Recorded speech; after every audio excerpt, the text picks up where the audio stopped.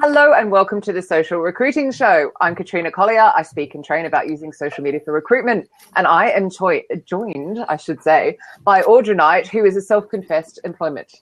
How do you call yourself again? Oh, employment branding nerd. Bluff, bluff, bluff. Today, we are very excited to be joined by Koos Verza. Did I say it right? Koos Verza. No, I can't pronounce it. Senior corporate recruiter at Danone. And unexpectedly, we're joined by Bianca Eder. Now, bless her, we gave her no warning that she was joining us. But she's also been a corporate recruiter at Danone. So lovely to have you. But you're freelance now, aren't you? So welcome, both of you. Thanks.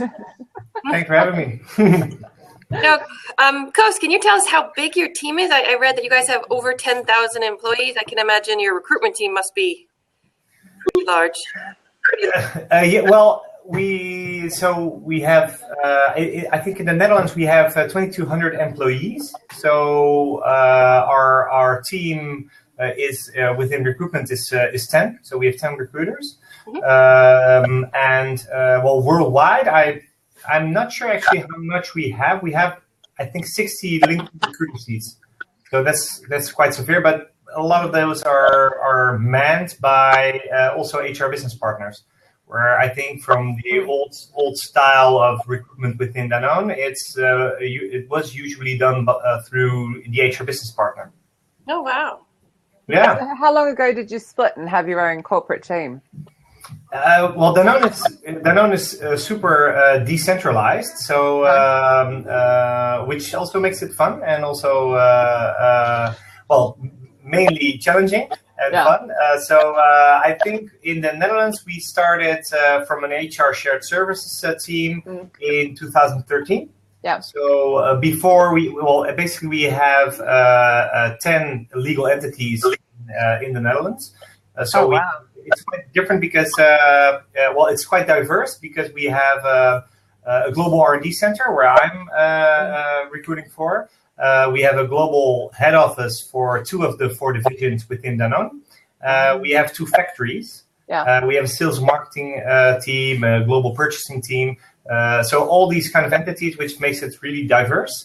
Gosh. And they usually have. They used to have it all set in their own way, so all local HR picking it up, sometimes having a recruiter, sometimes having somebody from an RPO. God. So, and then in 2013 we combined it all in the shared services team.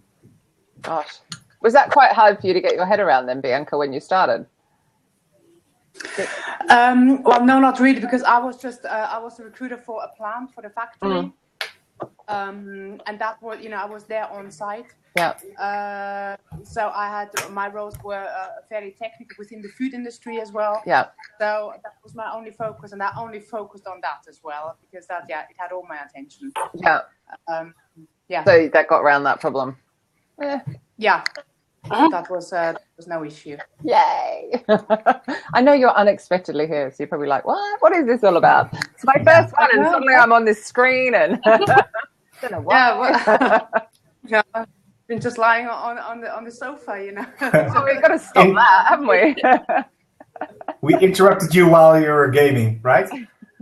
Yeah, I was just gaming, so I just played Assassin's Creed. Oh, sorry for that. Oh, oops. This is so much more fun, surely, talking to actual people. It is. Yeah. What's your next project, Bianca? Do you have a plan? I don't know yet. I'm looking at the moment. I had an interview yesterday with a company where I spoke to a recruiter for literally 10 minutes. Yeah.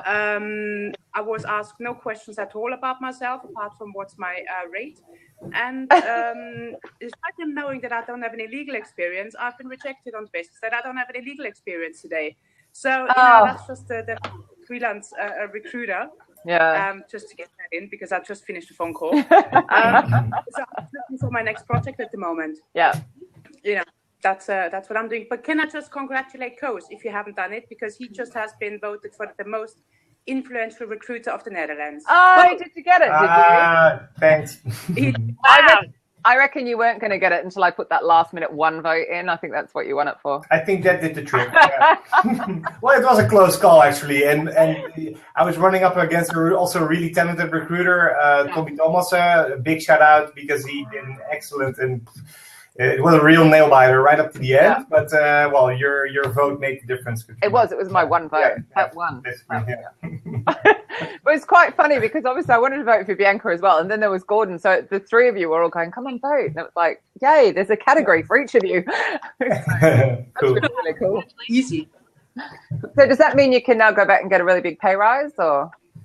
I'm not sure. That has to be determined, but no, I don't think that's that's the case. No. Well, yeah. So being so fragmented, and I mean, do you basically recruit in one area though? So being so fragmented doesn't make it difficult, or? Yeah, it does make it difficult, and especially because in the Netherlands everybody knows Nutricia, so that's kind of that's actually in 2007 our current advanced medical nutrition and early life nutrition division. So those are two big divisions of the 4 in total in Danone. Right. That was Nutricia. So they bought Nutricia, and so in the Netherlands, Nutricia is the big player. So everybody knows Nutricia, not that much Danone. Yeah. So that makes it also difficult a bit from employer branding perspective, where also there was still entities calling themselves Nutricia. Some of them were calling themselves Danone. Yeah. So and now I think Danone in Paris, our real headquarters, they said, well, it's Danone, and this is the global EVP we're currently launching in all the different countries. Yeah. So which is good. Then you get just one big brand out, and basically also being able to sell all divisions in one big employer. So that can be good, but still having it localized for all the countries, which is difficult altogether. Yeah. Because, I mean, I just always think recruitment's such a personal thing. It's a one-to-one. You know, Bianca just had a bad experience with a person at a company. Yeah. And it's sort of like, I always find it hard when you've got, I mean, obviously I'm sure Audrey will talk about it more, that whole employer branding piece, this is the entire company around the globe, but yet you're you with your personality hiring for your area. Exactly, and that's because that's also one of the, I think, nice projects I'm working on right now is for nutrition research. So that's the R&D, the global R&D center for 2 divisions. Yeah. In Utrecht, in the Netherlands. It's a different profile. It's a different, a scientist is differently triggered to work somewhere than a marketeer or a brand manager. So it's a really different context. But the nice thing is that Danone being so, global and having to adapt to all the countries in the world, basically, and still keeping that kind of decentralized kind of mindset. Gives me freedom to also have landing pages specifically for R&D in Utrecht, where determined on which key areas we would focus on. We have just people from the business talking about how it is to work there, what the challenges are, what kind of techniques they use, why is it cool to work in R&D in the Netherlands. So, and then the difficult part is to combine those with the global EVP, but doing that in a smart way. So, and I think once you get that, it's really cool. Yeah. You have a neat employer brand video on LinkedIn. I was curious, was that like just a marketing team that made that, or did recruitment have some say? Do you know? I'm not sure which video you're talking about, but I think there is some stuff being launched in Paris, and I know that employer branding there is involved. So I'm not sure how much recruitment is involved, but employer branding definitely is involved there. Yeah. Do you guys try and work? Employer branding? One at a time. He can come again. No. What was your question? Mine. So, do you have a whole department for employment branding that's separate from marketing and recruitment? No. I think in Paris it's like 1 or 2. No, sorry. I think it's part of corporate communications, global corporate communications, and I think it's 1, 2, or 3 people. I only know one of them, so not that much. Not that much. do they try and work with you? I know that sounds weird, but sometimes they're so. Well, in the global EVP project, they did. So all the countries were able to provide information on making the EVP in a global sense. So I think in the Netherlands there was a research done on on the EVP part and talking to a lot of people from the different business units here. Mm. So our input was taken into account in establishing the EVP. Yeah. So do you get the freedom then to tweet as yourself and be yourself, or do you have to be conscious all the time? And like, you know, when Bianca came in as well, because I'm conscious she's here as well, as a freelancer, do you have any kind of restriction on what people are doing, or are you just like, let them go? I've never, you know, to be honest with you, mostly when I have a job, and the jobs I've had with, or the freelance jobs I had were with companies like the Heinz, Arla Foods, so pretty big companies. Yeah. But usually I wasn't a recruiter tweeting. You were using social media at all. Right. So nobody said, you know, I usually at the beginning I say, what are your social media rules? Or I just want to let you know I tweet about things. And only once I have been reprimanded for tweeting a photo of me, you know, going to the factory because it wasn't, because it wasn't allowed. Oh wow! Okay. Nobody ever said anything when I put on social, and nobody ever checked it. So it was more like, oh, the social media could do this. Yeah, I think your colleagues just got really loud. Kosh. Sorry, your colleagues. Shut up. No. Yeah, shut up. Oops, don't swear, Katrina. Well, it's no swear. Is it no swearing here? Just No, I'm host. Okay. George's host, so we never swear. Okay. Never. We can, but guests can, right? We swear. Yeah. We've had some really serious swearing guests. Yeah. Oh, really? Mr. Levy. Mr. Swearword. Okay.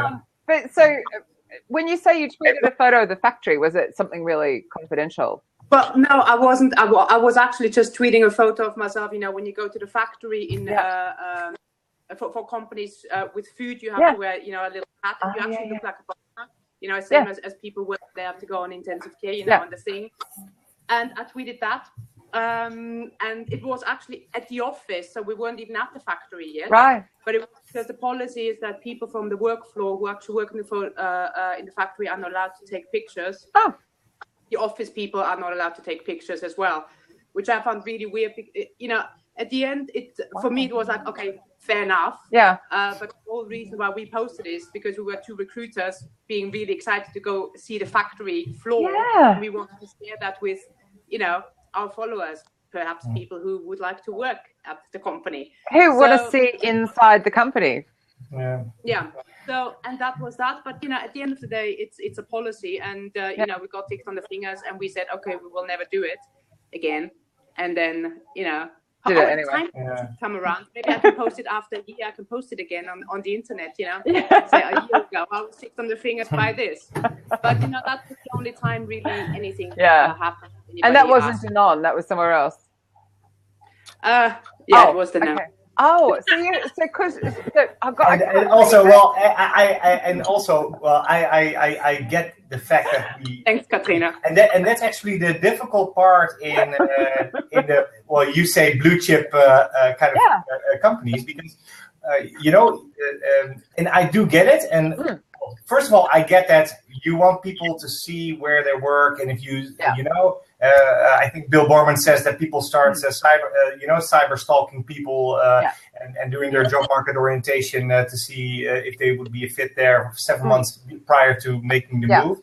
Yeah. So, you know, I do see the added value of, you know, tweeting and showing where you work. But on the other hand, the factory that I think Bianca is talking about, there's also the factory where they, you know, they make food for really sick people. So that's our advanced medical nutrition part. Yeah.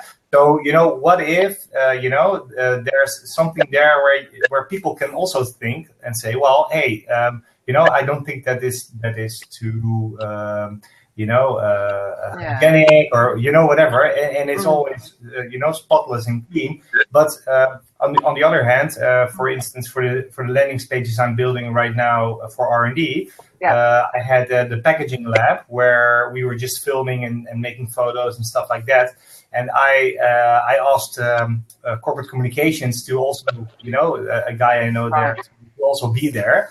And that person said, well, okay, we have to move this package because this is not launched yet on the market. Yeah. So this is really competitive, advantage that you give your competitor. So it's kind of difficult, which also makes it, sometimes I think, well, if you have just a startup and then you can just, tweet away, photo, inside out. I mean, it's that tough thing. I've got a client that does white label food for Marks and Spencer's, for example. So it's like the food they produce is amazing, but they can't share because it's white labeled. So it's like it's tough, and they want to get their brand out more. But I always think all the time, agreeing with what Bill was saying, job seekers are looking. They just don't even want to talk to you until they've seen in, because you can now. So it's good that you've at least found a way, kind of open the door. So in the landing pages I'm building and the videos I'm making right now with the people from the business, when I briefed them to, when we had the video crew coming in, I basically when briefing them saying, well, we're not going to script anything. Yeah. Please, have some swear. You can just swear in the video. So, and then talking to one of my more critical hiring managers saying, well, just take it easy, but make it real, and that's the real story people want to hear. And actually, we actually left some of the really like corporate claims out, just because people don't want to hear a corporate story. They want to hear about why somebody thinks it's really cool to work there, and why they choose to work there, why they stay, and why they stay. I always think why they stay is a fascinating question. For sure. Yeah. Wow. What will you do with these videos? Where will you put them, on social media or? So we're building landing pages on, so also with content, and but we will launch them on social media as well. So what we will do is on all the people in the business in those like packaging or process technology target groups, they will share it with their network. And making sure they and also in our sourcings activities, we just add a small link on. So we have a video out with some people who work there. Have a look, and we expect that will really increase our response rates for sure. Yeah. So Bianca, now you're on the other side, going through the process of job seeking. Do you do this? Do you go? I mean, you must do, because you're a naturally curious person. But do you go delving? Nah, but I think I'm still on the other side, because for me, it's I'm looking for a project from 6 to 8 months. Yeah. And for me, it's important is what is your pain area, what do you want solved. Yeah. For me, usually I come somewhere where there's a problem, and whatever that problem is. Yeah. For me, the company, wherever I go to, it's never everything is great here, really great, and everything is sorted. We don't have any problems. We just want somebody enthusiastic to do this job and grow. It's okay. Well, we've got a problem. We've got this, that. So that sorry that I have to tell you the bad news. Yeah. And that's it. So it's a bit different for me. But absolutely, I do want to work somewhere, and I check out what the, what does the website, the career site look like? Do they have stock? What do they do for recruitment? Do they have these films? And these things I want to check out. But for me, it's more important who will I work with, to be honest with you. Right. Who is the recruiter? Who is the manager? Who will I work with? Because that depends if I will succeed in my project as well. Right. Have you checked out some of the recruitment groups on Facebook? I'm in a few of them. Yeah. There's some very good ones there that show up opportunities periodically as well, though. I quite like them. They're so much better than LinkedIn groups. I'm a fan. Yeah, they are. Definitely are. They're cool. Yeah. So I think we're all connected anyway. So. Yeah. I think so. Facebook, it's become business. I've strayed. Yeah, it has. Most of the leads I get them also via Facebook, because people post them in those groups first. Yeah. Or get them via. So that's the nice thing as well. So when you were not being a job seeker. Yeah. So when you were at Danone as well, because of the area that you were recruiting in, were you also using Facebook? Not for that area, no. Oh, okay. No, we had the positions I had were quite technical as well, really factory based or food based as well. And there were other issues. I wasn't recruiting with Facebook. Mainly used LinkedIn for those. Right. Or LinkedIn, or what was already in the database. Yeah. Oh my God, you used your database? Holy crap! Yeah, there was some people in the database as well. Not many. That's amazing. How old school. Yeah, but how refreshing. How refreshing. Old school and refreshing. I missed that, Bianca. Sorry. I missed that. No, I'm a bit older than Koos, so of course I do old school things. A lot older, yeah. Good. We've had too many young'uns on of late. Let's bring some oldies back with the old school. Bring it on. There we are. Yeah. Now, when you find them on LinkedIn, how do you reach out to them? You go, Koos. Okay, so taking a breath, so I thought you do. Yeah. So and that's, I think, the nice thing on some of my target groups is that they're not over hunted. It's not like IT software developers, which is really nice, and you can really make a difference in some of the stuff I read about in IT sourcing. So that's why I really love combining some of the tricks and tips and tricks and best practices from IT sourcing to sourcing in more the technology and science parts. But I use LinkedIn Recruiter to also, get the talent pipeline running, collaborate with line managers, stuff like that. Yeah. Cassia's just oh no! I think Kasia just threw up in her mouth. She's like me, so anti-LinkedIn. But I mean, part of that could be here. It could be the areas where the L word. It's not as bad as the M word for those young'uns. But I think I'm probably quite swayed by the fact that the people in Britain are quite unresponsive on LinkedIn now. It's just become so saturated. But I think that's probably why we groan so much at the thought of using it. Is the Netherlands the same, or are people responsive? I think it depends on what you how you use it. I'm absolutely against those shitty mass mails. I've got a first swear word. Sorry. It's great. Pay a euro for it, to say, I've got a job. I haven't looked at your profile yet, really, because I didn't have time. This job may fit you, but if it doesn't fit you, please just post it, send it on to somebody else. I'm totally against that. So how I do it is I really look at their profile, I check out whatever I can find on them online, and I tailor it. And that is, if somebody else is a Walking Dead fan just like I am, I will write something like that, or find something about them, and that is my intro. And then I take it from there. But the response rate is, I think for me it's in the Netherlands, it's actually still quite okay. But I agree with Koos. I think it's because we're not recruiting, or I haven't been recruiting in the IT market, which is a totally different game, I think, because here people, I said, I'm from Danone or Nutricia or wherever, where people were like, oh wow, you approached me, thank you, and that's actually quite nice.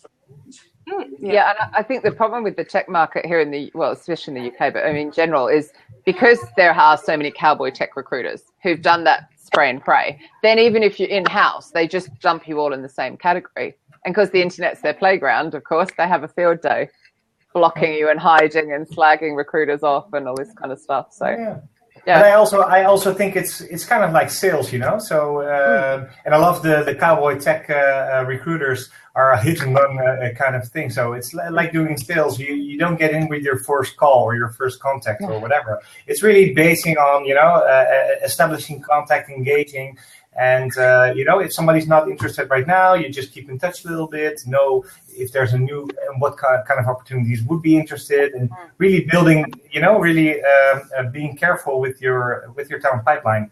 And how do you keep in touch? Do you have a separate CRM, or do you put them on lists on Twitter, or what's your... I'm gonna use the L word again. Sorry about that, Kasia. Oh, Kasia, I can't get the guests.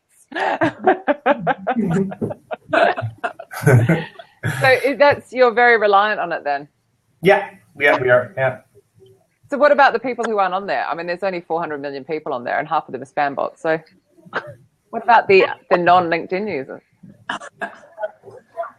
Well, we've decided. So, first of all, you use the people in the business quite intensively. So if they know like good people and you look them up on LinkedIn, they're not there. You can still use your talent pipeline in LinkedIn Recruiter. Sorry. Right. Sorry, I'm laughing at Kasia. Yeah. And still, but also still use it as like an email program. And still track and trace all your activities there. So our current ATS isn't really providing us really an external talent pipeline management thing. So this is what we're going to do it with right now. Fair enough. You must be due a question, Audra. I've asked so many. Well, I was just curious myself. Your ATS, is it SuccessFactors? Which one do you have? Sorry, what was your question? Which ATS do you have? We have SuccessFactors. Yep, I thought so. Yeah. Do you like it? Is other than that's the S word, or? No, that's good. That's good. Okay. Do you like it other than it doesn't? Do the talent pipeline? Do you like it? Not so much. Okay. Not so much, but I think that's also some implementation issues. So we've implemented it this year, and we don't have all the first kids diseases out yet. So it's not working properly as it should. So, but it's still work in progress. It's better than what we had. Actually, a bit of feedback. Audra and I couldn't look at your map of jobs. It wasn't working. Yeah. Does that normally work? My map? The map of the jobs. Yeah, I'll send you a link. Yeah, okay, just your feedback.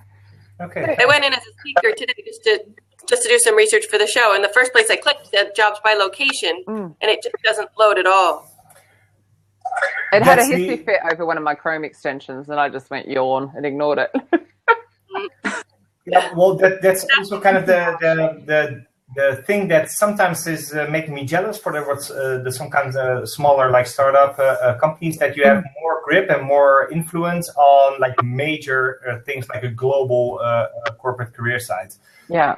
Where believe it or not, we had a corporate career site for the Netherlands, and we decided to kill it because it wasn't helping, and we actually thought the corporate one was even better than the one we've had in the Netherlands. So, but we're actually we're going to work towards a new corporate career site for the Netherlands or Benelux organization next year. Can you apply on a mobile phone? Can you? No. Are you doing that, Bianca, when you're doing your job search? Is it mostly on your mobile as well? Yeah. On my mobile or my iPad, mostly. But then I figure usually the mobile doesn't work, and then I still have to go somewhere, and fill it in. Yeah. Because I just want to apply. Actually, what I want is, and I hope I can see this, all I want is just apply with my LinkedIn profile. Yeah. Because why do we all have a LinkedIn profile, and why do we ask candidates to write a LinkedIn profile if then all we go is, can you please send me your CV? And Koos, I know we disagree on this one, but I hate making a CV. It's irritant. Yeah. And there's a LinkedIn profile everybody can read, and you can forward it to a manager, and they can look at it, and they can go online. And also this LinkedIn profile you will never lose, because you just go there and you find me again. Exactly. And you find a lot of other information about me. And it's up to date. And it's up to date. And, once I think in the past few days, I could upload actually my LinkedIn profile, but then they asked me a lot of other questions, which I still have to fill in. because it wasn't sufficient enough. That's why I like products like Hello Talent that allow you to create. They're not so much on the applicant side, but you can, I can pull in, well, here's Kasia over here on LinkedIn, and here's her Twitter, and here's this, and here's that. And then I can send that over to Audra and go, what do you think of this? I've rated Kasia as appropriate for this particular job opportunity. Sorry, Kasia, I'm picking on you. But, and this is why. And everyone can look at a live profile of what people are talking about, what she's talking about, what's up to date. So kind of agree from that point of view. But also with what you're doing, I'd expect you to have a LinkedIn profile. I just think there's a lot of people that don't as well. Haha, that's what I'm here for, to be picked on. Love it. She's got a question as well. Actually, Audrey, you do the question. I feel like I'm talking too much. Yeah, sure. So she says, do you guys still use many offline channels? The big trend in Poland last year was combining both online and offline. I was wondering if you have the same tendency. Do you want to start, Koos? Yeah, sure. Well, I think, and Bianca can maybe talk about that a little bit more because she's been working in the factory with us. But there, for at least also internal vacancies and publishing them, it's old school. It's just getting the ad out and having that in some parts of the building. That's I think for internal recruitment purposes, it's the main way. I'm not that much aware of what's happening offline on the side of the factories, but the factories definitely, and also our factory in Kuik, they have more of a localized job market there. People who go by bike to their work. And then it's really nice that you have global exposure for kind of the internet and stuff like that. But it's not that's not needed. And I think some I've heard Bill Borman also talk about some trends in Sweden where they have really localized cities. One city is full of banking. The other city is really automotive, and then it's they actually see an increase in print over internet. Wow! Yeah, really crazy. I know. Doesn't everyone just go to Google? Recruiter jobs, Amsterdam. Oh, where's she going? She's going to Google. Yeah. She's just advertising Man United. She's gone. I don't know what's going on. Let's give her some props. The empty chair. Lost power. We're good. Oh my God, you can't lose power. That would be the end. I love this. It's my favorite thing to do. Give the props. That's so cool. Props. I love this. Yeah, it's good fun. So it sounds like from what you're saying, it is quite hard because you are kind of cut off and you've got, you want to make changes because you're frustrated about things, but it sounds like you can't, Koos. Is that right? Yeah, well, it's also that setting a recruiter in a shared service center and being also, I think, it's also kind of a budget thing where I think the way it was set up 3.5 years ago, it was really on HR doing the recruitment. So they had it was more process recruitment back then. Yeah. So really more handling 30 requisitions at the same time, making sure that it was more post and pray for the difficult positions. They had a lot of agency usage. And then, that's a different model, a business model. Yeah. When you start having recruiters there, working on employer branding and labor market communications and sourcing, and it's a really different thing. So, we got a price per vacancy, which was, that every recruiter had to fill 60 vacancies in 1 year. Yeah, which is, in our context, quite a stretch. That makes it kind of hard with a kind of hard high workload to also pick up projects and do things differently. So that's the challenge actually. And then having something like a huge step like going to Paris and challenging the corporate career side, and that's a huge project all its own. So it's really something for this year. Yeah. Good to see you. Getting on the train. Going down and annoying them. So we've got questions going on down the sides here. Kasia and Bianca are having an argument against you down here, Koos. Which is so cool.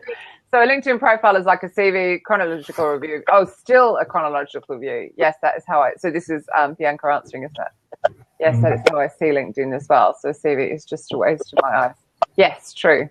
And yes, thank you. This is true. CVs are ugly. Yeah. Well, not all CVs, because I've seen a lot of, like in packaging, there's also a lot of component on really the industrial engineering part, where I see some beautiful examples of CVs where I really think it's an added value over just a dull LinkedIn what, they send you actual packaging or something? You know, where LinkedIn determines how, you know, what your profile and your CV looks like. And, you know, I think you lose some of the creative, no? Go, Bianca, no, go. you don't. Because if you look at a LinkedIn profile, you can add, you can add and you can list your projects. You can link to a site, all being creative and all being woohoo out of this world.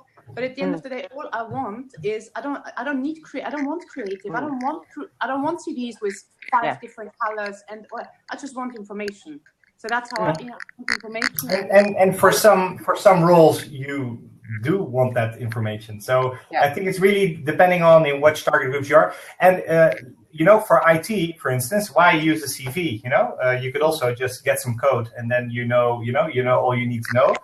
I can imagine, but so it's really, I think, on target group. Yeah, and, I mean, so when it comes down to your developers, yes, I see it being quite different. That's why I love Workshape. If you've come across Workshape from Hung Lee, that's like completely different way at looking, recruiting technical. But, you know, when we're talking about recruiting recruiters, like the anchor is, I think LinkedIn's great. But I also, I mean, I'd be interested to hear your thoughts on this. I mean, I think proper written recommendations are quite powerful. And that's the other thing that you get on the LinkedIn profile, whereas you're not going to send your CV in with the recommendation written on it because it's just not done. So they do in Germany, because in Germany you still get hard copy, including references. So, but that's a different conversation again. Yeah, but I think we can talk about that for a very long time, about LinkedIn versus the CV.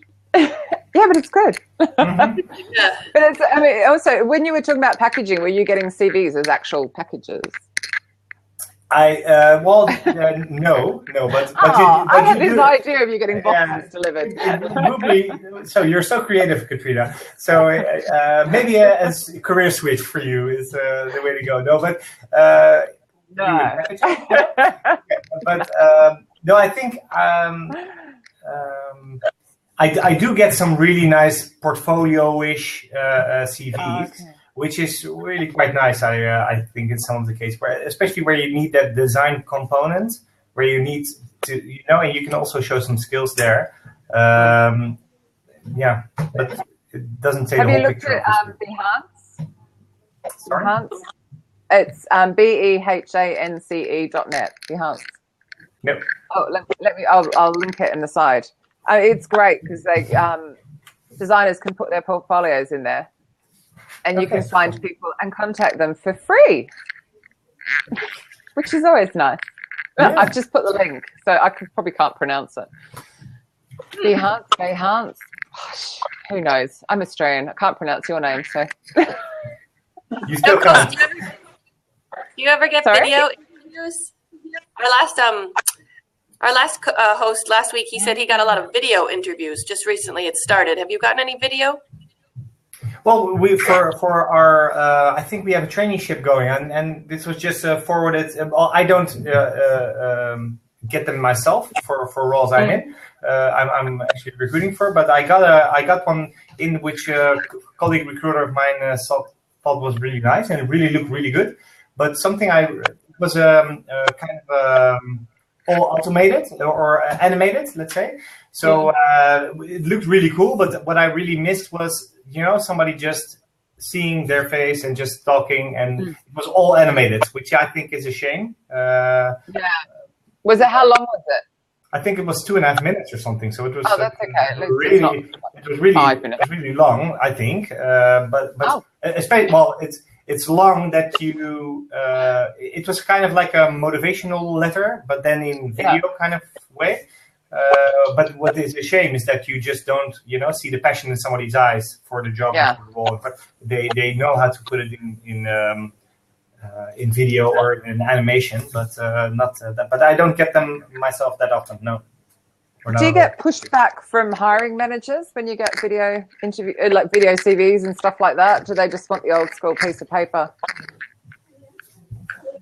I don't get them. No. I don't get those kind of things, but Right.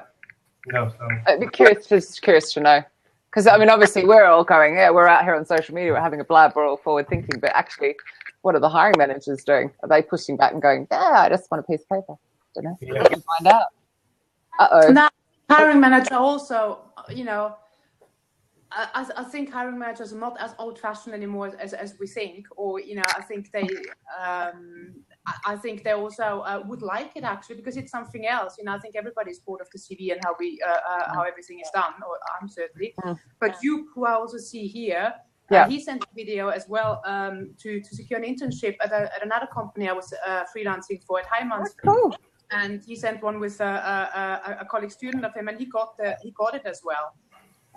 Is there a link, Joop, that you can share with us? That would be so cool to see. I don't know if it's on. I don't know. He's there, so hopefully it's on YouTube or something where we can see it.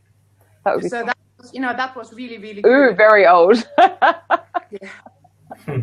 But apart from that, no video, not really. Yeah. I think I'm sure it's just going to increase.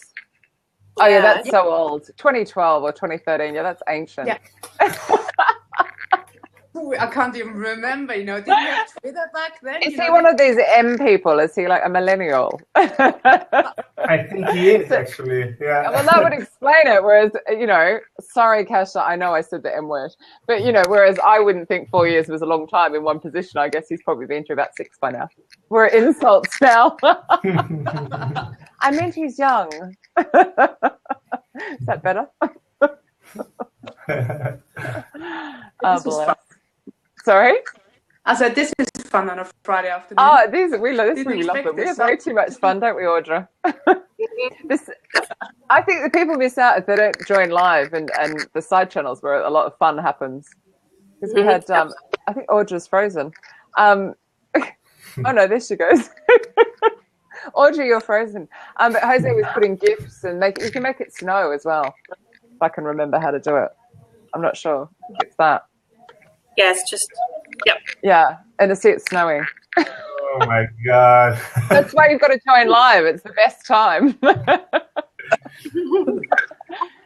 You can still hear us though, Audrey. You're just freezing every so often. Uh-oh. Is she there? I don't know.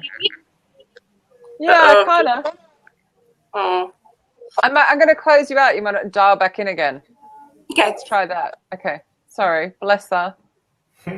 Oh, no, I can't kick you out even. It doesn't want to kick you out. I'll close out.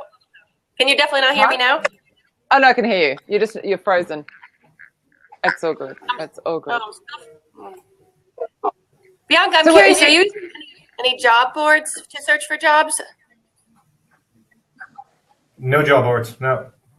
No, I think, Bianca, that was a question if you're looking at job boards. Oh, sorry. Was it to search? Yeah. No. Just good old-fashioned networking. Yeah, I don't look at job boards at all. I check LinkedIn. I've got a hashtag on Twitter for freelance jobs. All my recruitment friends know that I'm looking. So I usually use my network. And honestly, the last 3-4 freelance gigs I got were all via my network. Yeah. So touch wood. I'm happy about that. No, you're not, Audra. Okay. You're moving very slowly. She just asked if she was frozen. Mm-hmm. I don't think. Oh, sorry. I was just going to say, when did you stop using job boards? I'm curious if it was recently or years ago. Years ago, I think. Yeah. That you stopped using job boards? Yeah. Do you think that's a Netherlands thing? Or do you just think it's you guys are savvy job seekers and know how to network for your job?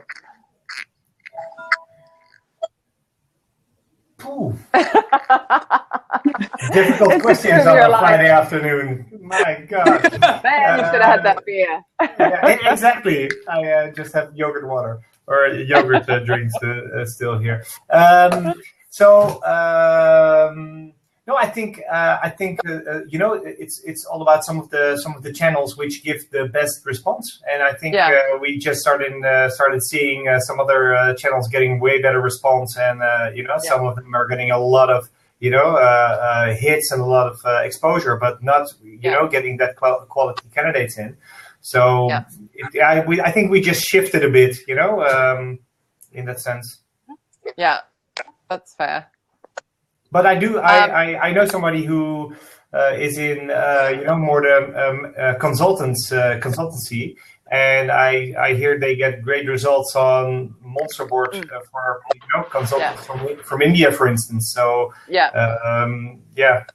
it's all about I think which target groups you're searching for, and but we decided to switch. Yep, one.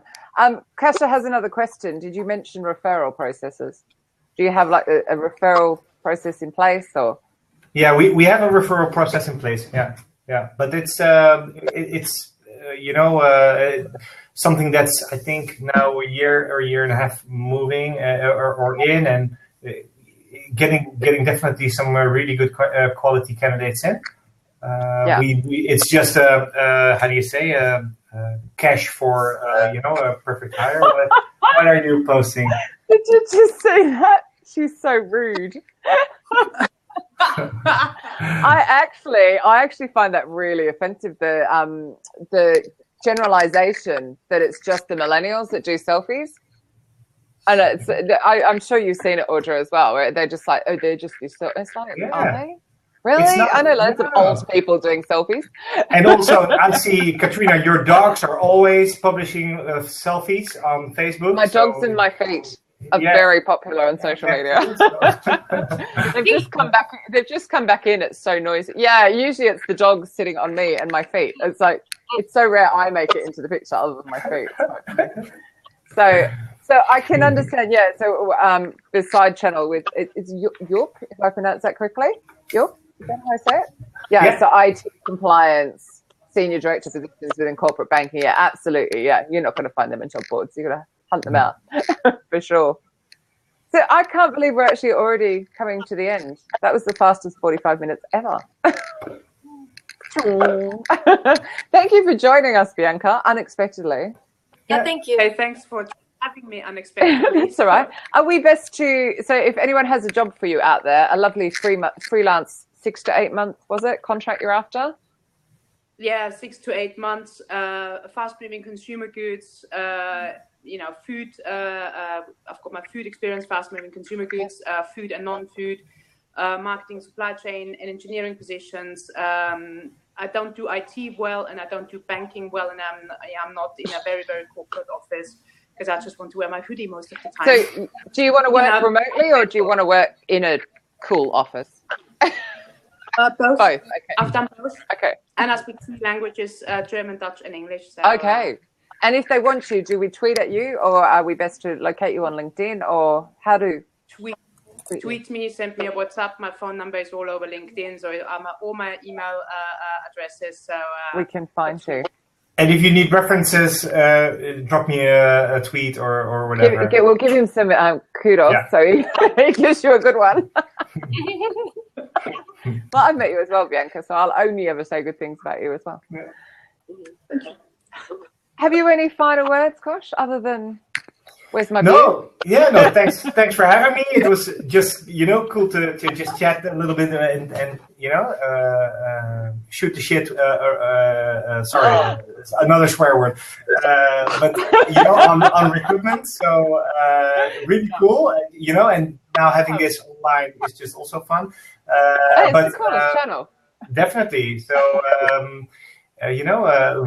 really cool to having me, and also, I'll definitely drop in next week for, to also. Do you know who we have next week? Oh, my goodness. Who? Jim Stroud. That's going to be interesting. Assuming he hasn't forgotten, I must give him a chase and go, you know that you're on. So That's you know gonna that's be going to be interesting. completely crazy. So I just want him to come up with the wildest, most exaggerated sourcing ideas that we can get out of him. All sorts of nutty stuff. We'll see. I'm sure we'll go right off topic though.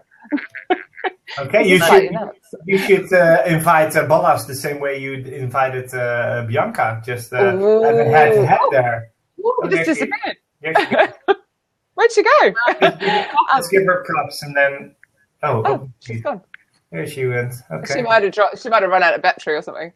Yeah, no. Oh no, they'll end up having a sword fight or something. No, God, no. Yeah. All right. Audra, are you frozen again? Oh, she's gone. I'm frozen. Can you hear me? Oh, we can hear you though. Oh. Well, anyway, yes, they'll have a sourcing tool. You're absolutely right, Kasia. Anyway, Kasia, thank you so much. You're welcome. And I'll see you. On. Are you going to True on London? The side channel? Are you going to True London this year or not? When is it? Oh, yeah, for sure. I think in February somewhere. Assuming I'm actually in the country, yeah. Cool. All right. I've got so much travel coming up, but yeah. But thank you again, and we shall see you soon. See you in the side channel for sure. All right. Bye. Bye. Bye. Bye.